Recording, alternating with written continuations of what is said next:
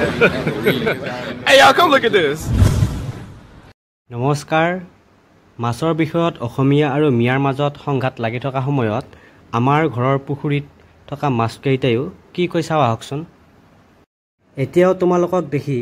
বহুতে ক'ব তোমালোক লোকেল মাছ নহয় বা অসমীয়া পুৰা মাছ নহয় আৰু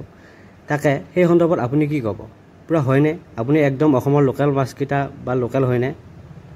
অসমৰ ৰাইজে পুৰা প্ৰমাণ বিচাৰি আছে কওক পুৰা কওক কিমান ক'ব লাগে হয় হয় হয় হয় হয় হয় সঁচাকৈ কৈছানে হয়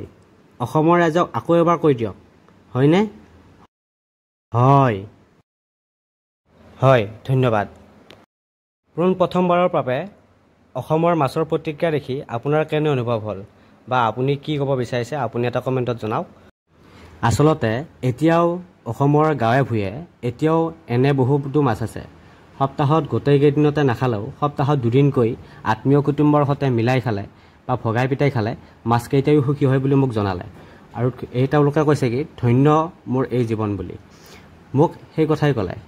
আৰু আপোনালোকে ইমানখিনি সময়লৈকে ভিডিঅ'টো চাই থকাৰ বাবে ধন্যবাদ আৰু তেওঁলোকে লাষ্ট মুহূৰ্তলৈকে কৈ আছে কি যে মই অসমীয়া হয় আৰু অসমীয়া হৈ থাকিব বিচাৰোঁ হয়